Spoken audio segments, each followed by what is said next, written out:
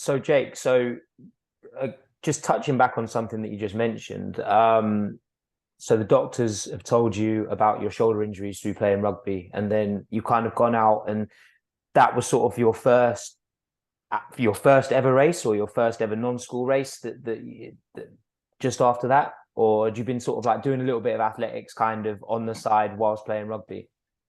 I'd never had spikes before that. I All right, think, okay. yeah, it's a very like similar timeline because I pretty much went, okay, well, can't play rugby anymore, and I don't want to become fat, so let's do some sport. I need sport in my life. That's the thing for me. Yeah. And I literally fell into athletics because in our system, you do your school comp, and then you do your regional trial comp, then you go to states, then you go to national. So it's kind of this like progression where you have to win or place at Hmm. every race to get the national chance as a schoolboy. And that was the first time where I literally just kept fluking. I felt at the time my way through these races, and then yeah, pretty much like yeah, 4 months after getting pulling the pin on rugby because I just couldn't do it anymore.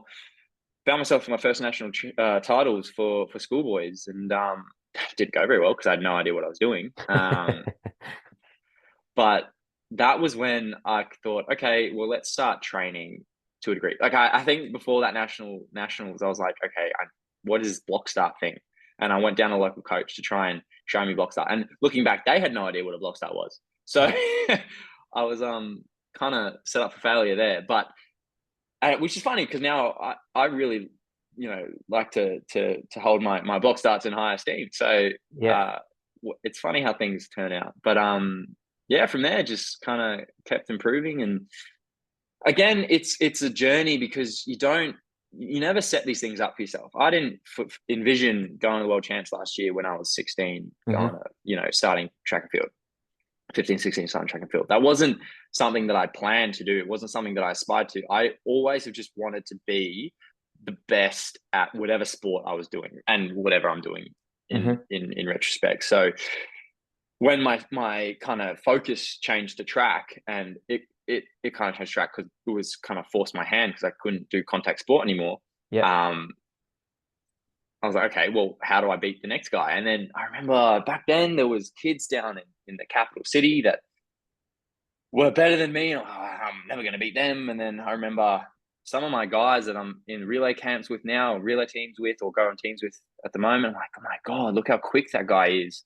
How is he able to do that? I'm a second off him or whatever. One of the guys that I'm really good mates with, Jack, he actually came up to Townsville one year, which is my first year of track, I think, and diced me by over a second. Like just absolutely annihilated me. And that was my first big race because I was racing these kids that were representing Australia or whatever, Hmm. and just got absolutely monstered. But yeah, it's funny how a little bit of coercion, a little bit of practice, the right kind of set of eyes on you, Yeah. and a bit of natural ability, obviously, it can position you to succeed. Yeah, certainly. And I think like something you touched on earlier as well, like maybe like not being too specialized too young. And I think that just having like those, those general abilities, those general capacities, all that kind of stuff, like it gives you the way I look at it. So I used to be a bit of a PE teacher. I say a bit of a PE teacher. I was a PE teacher. And the way I look at it is like you kind of got this almost like this movement library, and then you're just equipping yourself with a lot of general skills. And then once you've got all those skills in place and you decide you want to specialize, then you can kind of select which of those skills that you're going to really hone in on. And you obviously through doing those general sports, then you've amassed like all these movement options, and then you can pick the skills that are going to be most applicable for sprinting, and then really hone in on developing those. Um and I guess you sort of touched on this, but sort of like in terms that you didn't start taking sprinting seriously, obviously, until you were no longer playing rugby. So how old were you exactly when you kind of figured that, okay, sprinting is, I'm I'm good at this, and I'm going to focus on this really quite seriously. 16, I'd say. I Okay. think, yeah. So 16 was when I kind of was like, okay, I'm semi good at this. I went to national titles and came second, but again, still running like 11, Hmm. 0. nothing too hectic. And then I kind of progressed that year to 10.85, I think was my PB at that age. And then this was, at about like 16 and a half. Okay. And then when I moved to Paul, that was the catalyst, I think, because at that stage it was all raw. I was all raw talent. I looked like a Gumby when I ran. It was all, just, the lanky kid that was quick. For context, how tall are you? I'm 6'1". Okay. Oh, So, you've gone imperial for us. 185 is that? Yeah, 185, 186, I think. Yeah. Okay. All right.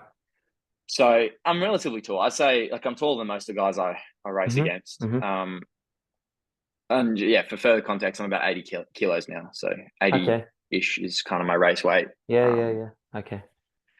So moved to Paul, and that was a catalyst for, I think, real professionalism. He kind of took me on and was like, well, I'm not going to stuff around. You're either going to train hard and train properly, or don't waste my time.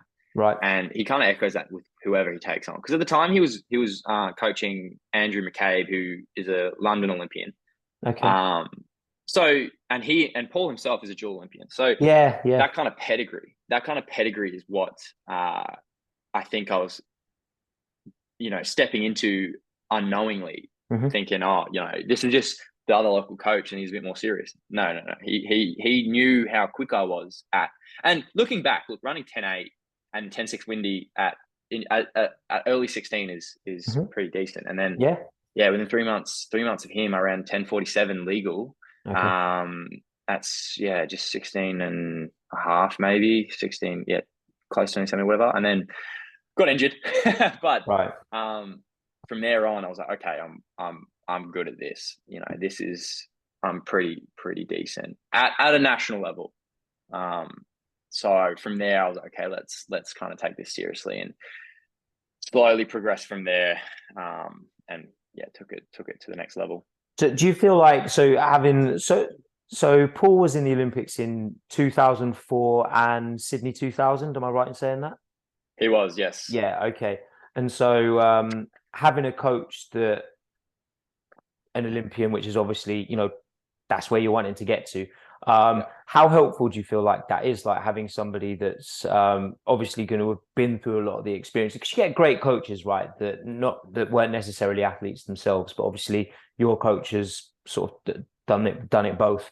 How helpful do you think that is, and kind of what do you feel like some of the benefits might be, if there are any? I'm sure there are. I think it's like a separate characteristics. Like you said, there's great coaches that aren't athletes, and you see them a lot. They're kind of rolling around and they're not too fit themselves, but amazing guidance from these guys that haven't stepped in the shoes. They've just kind of corralled athletes to become premier athletes. So I don't think it's necessarily it's a necessity to have someone that's done it. But in saying that, it's a feather in the cap. It is something that I think is lacking from those coaches, because a lot of the stuff I've experienced and a lot of my colleagues or contemporaries have experienced is you wouldn't ever expect it. It is a sideways swipe that you would never see coming. And having somebody in your corner that can comprehend the physical aspect, the public aspect is one thing, but the mental aspect, the private aspect of whatever's happened or whatever is happening or going to happen is something that it can be weaponized in your training program. So, I have really free communication with my coach, and that is quintessential to what we do. And he knows what I'm feeling. He knows what it's like to train by yourself in Townsville in 40-degree heat and then run in front of tens of thousands of people. That's completely different.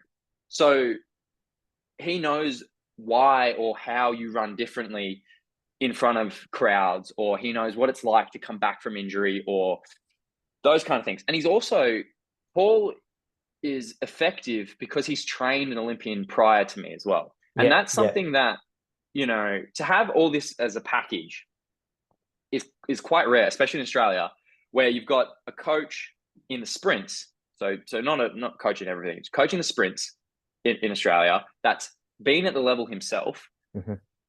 on at the highest level, and then has coached someone else to that highest level. Mm-hmm. So Mm-hmm. that kind of pedigree in all those aspects, away from the technical side of coaching, away from, being your mate or whatever, that is a package that is very rare. Yeah. Um, I can see why you and you take a lot of don't, confidence from that in your situation as well.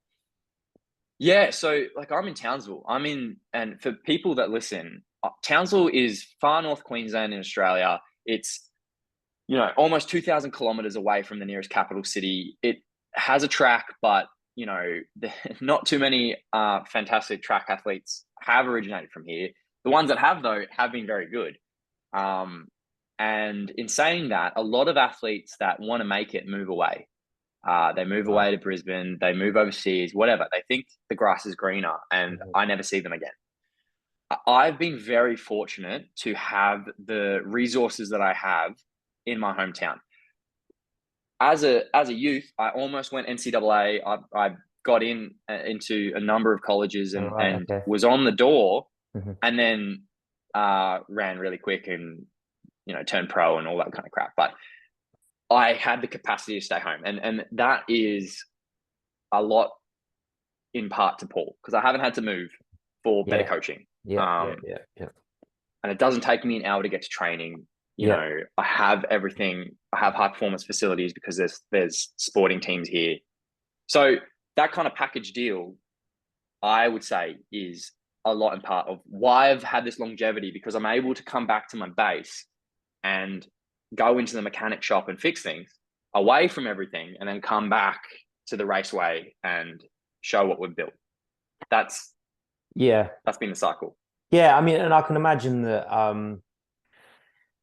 whenever you make like a big life change, not that I don't want to necessarily call it a distraction, but like if everything changes around you, that takes a little while to get used to. So, if you're moving to, I mean, like you say, you can move 2,000 kilometers and still be in the same state, right? So you can, I mean, you can do a big move and it's still an adjustment period, right? So you've got things to get used to, and that takes time to get used to, and then that's a stress that you've got to adapt to, and it's going to take its toll on training and all that kind of stuff. So the fact that you've been able to leave everything else in your life pretty consistent, yet still get a coach like Paul in your hometown, like you said, then I feel like that's definitely a blessing. And so kind of getting into sort of like the more of the nuts and bolts, like, are you able to kind of give us an outline of, I don't know, let's sort of talk, I don't know, let's say like a month before your first race, that kind of time period, what like a typical week of training might look like for you? Now, so like for instance, January, say, this year. So let's say I mean, so I guess like when I ask this question, have in mind sort of like something that's like fairly specific prep. So we're not talking about like the first week when you've had your 6 weeks off and you're doing your first week back. So we're getting fairly specific, but we're maybe not quite in the comp phase yet. So what would a typical week of training look like? It's not disrupted, but say disrupted. You haven't got to consider, okay, well, I'm racing on this day, so Yeah. We like to keep a fairly consistent schedule year on year. Mm-hmm. And then in season, obviously we kind of pick things out. Yep. And throw them away. If we've got a race on the weekend, we don't need to do speed much that week because we've got a speed session in the race. Going into season, so say Monday, at this point in time would be my maximum velocity kind of day. Okay. And is that after Sunday off? Sunday is the day of the Lord. That's rest day universally. Right, okay. All right. So you got Sunday off. So you're coming in fresh for Monday and you're working on your speed. Yeah. Okay. All right. Yeah. Sunday, everyone takes Sunday off. Come on. There you go. Monday. Now you have to. Take Sunday off. Monday. Yeah. So speed. So that it depends on this time of year. That'll look like a vested run, non-vested run kind of compound. Yeah. That might be the session. So we do that for sets or whatever over, 60, 70 meters. So like a build phase, and then we hit from a cone to cone and kind of try and reach that maximum velocity with varied variables. Okay. closer to season, then we implement some overspeed. I think Okay. overspeed is one of those things where like it helps you achieve that kind of race intensity without having to force your body Yeah. into that kind of, yeah. And I think it's really useful for athletes that have really developed their craft. I wouldn't chuck anybody in it because hmm it hmm puts you at risk. But and I've pinged Hammy doing overspeed, but Right. Okay. yeah. Yeah, So I quite like Monday, terming it like assisted sprinting. So, sorry, just sorry to cut you yeah, off there, but the point that you made there in terms of like it becomes easier to replicate like race intensities without having to force your body, then basically, so rather than thinking I want to go faster than I've ever gone, you're assisting yourself. You're yeah, making it easier to go as fast as you might go in a race. yeah. Well, no one's going to get pulled at 13 meters per second, are they? Yeah. Well, That's you hope silly. not. Yeah. I bet it You'd hope not. happens. Yeah. But like the way I look at it now, it's like, well, the hardest part of the race is accelerating. Um, that's the hardest your body has to work is to get to that level. Mhm. So if the overspeed helps you get there, you've got Yeah. more of an opportunity to hone your craft um, at at that speed. Mhm. So overspeed is really effective, but you have to be ready to go. Like you have to be Yeah. all systems go for that session. So so that's the Monday session. Tuesday, our schedule kind of changes depending on what kind of shape we're in as well. So, but Tuesday now will be longer stuff. Okay. So you're kind of moving in. You cooked for Monday. We're not going to jump in blocks and try and blast out. We've got nothing to give. Us central nervous system's cooked. So Tuesday will be some longer stuff. So I think like this week I did. It's hard because this week I'm racing soon, and I've just raced last week. Yeah. This week I did 3 150s, but they were fast. So, Okay. All right. but I think like for me, our main session would be like a 210, 180, 150, 120, 90, Okay. like that kind of step down. Yeah. And you kind of early in the season when you're consistent training, you're rolling through at about 90 to 95% intensity. You're rolling through, trying to keep it consistent.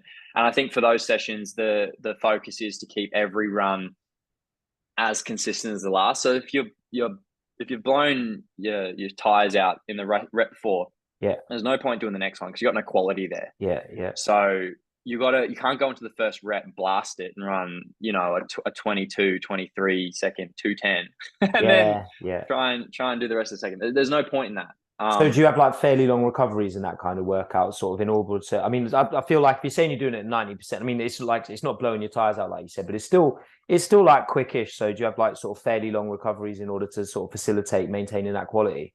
Yeah. So we do it, and again, that's a stepped recovery. So it'll go down in recovery as you get into the session. So it'll be like 6 minutes, 8 minutes, 7 minutes, 5 minutes, 4 minutes, or Oh, whatever, right. Okay. whatever it Cool. works out to Yeah. be. Yeah. Yeah. So Okay. it kind of so you get stuck back in. But my my issue is I do everything.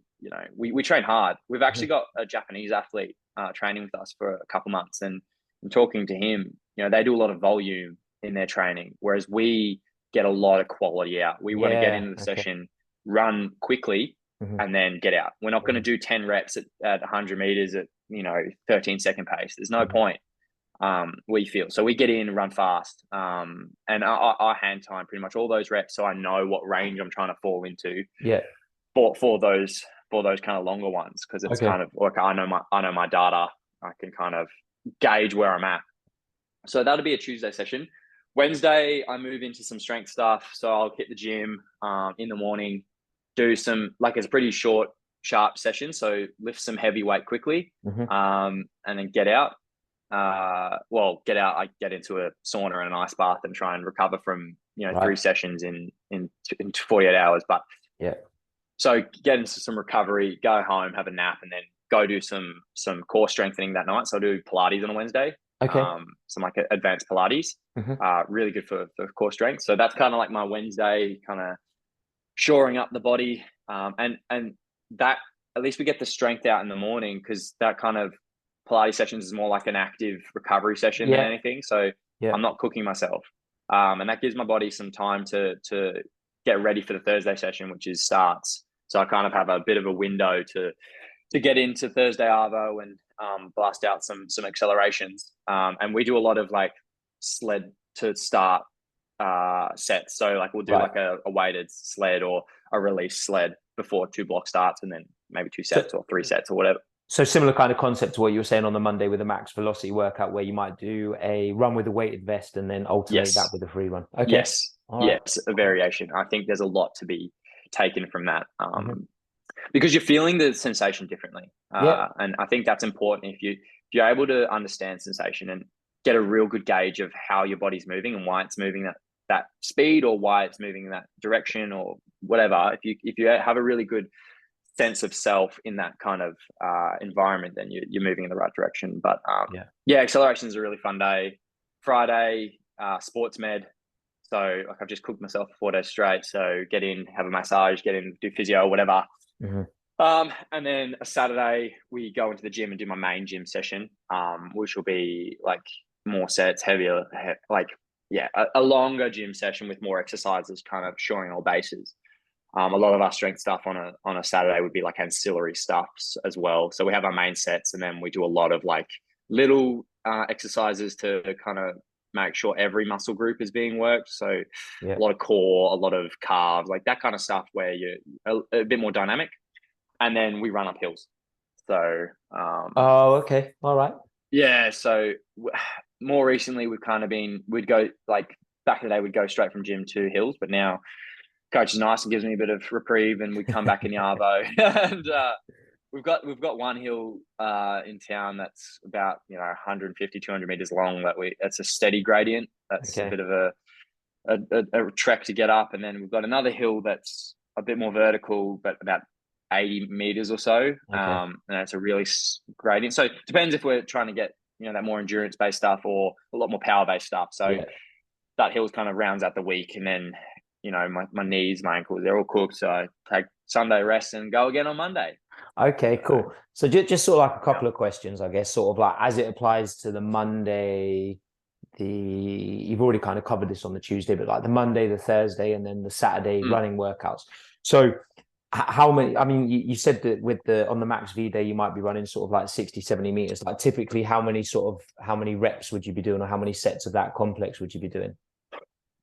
Max V day, typically Yeah. 4 sets, Okay. 4 reps, sorry.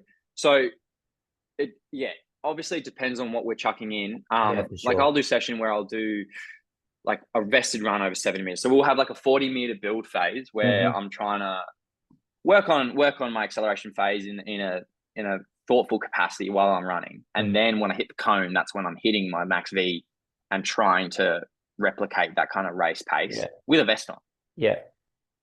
which adds a variable. And then the next rep, I'll do overspeed, do the same thing, but I'll get total long and I'll be at this, rapid velocity. And then I'll go back to the next rep and Yeah. do a vested run again to Yeah. again kind of throw me around. And the last rep, I'll do it unassisted, Okay. no vest, and just kind of round out. So that's one of our sessions. Other times we'll just do vest normal, vest normal. Other sessions we'll just do vest overspeed normal. Like it just depends on a Yeah. lot of factors. Obviously, we Okay. vary it depending on the day and the macro cycle we're in. Yeah. Yeah. But yeah, so 4 reps over 70 meters. It's really hot and humid here. So Right. getting lots and lots of reps done is quite difficult at intensity because your body just gets zapped and your Yeah. muscles start to cramp, and it's difficult to it's easier to warm up, and it's more helpful on the body not being in the freezing cold, but you get zapped from energy. Yeah. So Yeah. you kind of get in and get it done. The longer stuff, like I said, anywhere between the 210, 180, 150, 120, Yeah. 90 session, repeat 200s off like 90 seconds. We've gone down to like 6 100s tempo. It just depends on the week. Hmm. That's just our longer session. And Yeah. like this week we did 3 150s and I did them all. Actually, I did them at PB pace, but which was fun. Yeah, I bet. I but bet.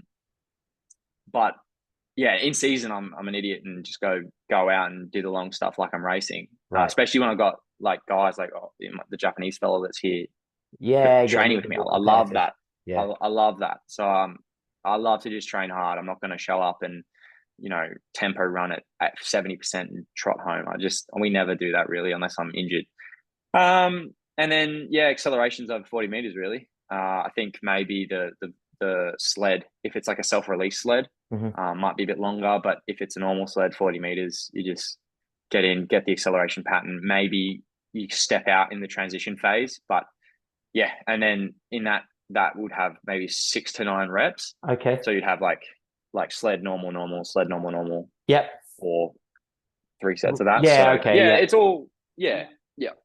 And then on the hill sessions as well, like I'd just be curious to know sort of like if you're running up that 150-meter hill or the 80-meter hill, Yeah. like how many Um, times you'd be. I mean, I'm Especially sure it after gym, varies. Yeah. it does. It does. I think at the very most for the long hill, we'll do 6 if that's if coach really wants to cook me. Right.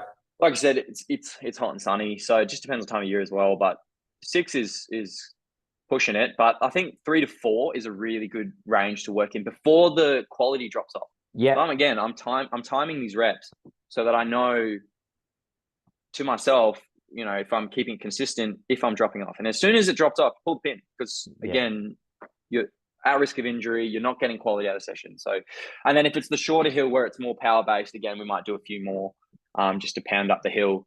But yeah, like we kind of touched on earlier, consistency is key. So if Mhm. we keep plugging along at that range, instead of adding more volume, we want to get better. I Yeah. think that's the kind of You want the mentality we intensity to have. go up. Yeah. Yeah, intensity to go up, times to come down, weight to go up. That kind of stuff is where we look at doing. And there's only so many days in the week. If I could train more, I would. If I could, recover quicker and get out there and do Yeah. another session straight in there, but can't. Yeah. so, Yeah. Yeah. so Yeah. we're really focused on quality. And when you get to this level, you've got the speed, you've got the training age, you've done it before. So you're kind of blessed in the point where you can kind of focus on the nitty things and start to fix some of the little things that you kind of get wrong. Yeah. So in saying that, like um, I'm in a position now where I can do this, but it's changed over the years, and it's changed with my training age, it's changed with my actual age, Yeah. injuries. So keeping it adaptable and being communicative with your coach is really important, and Yeah. communicative with yourself. Don't lie to yourself. You know, don't overexert yourself or have or think you can do something when you really can't. Yeah. That's you're putting yourself at risk. Don't if you're hurt, don't lie to your coach. Just get in and tell him what's wrong, and then deal with it together, because you're going to end up worse if you just stuff around and Yeah. lie. But in saying that, train bloody hard. Get in if you're gonna show up, show up. And I really echo that at training with coach. Like we want these sessions to be at their best.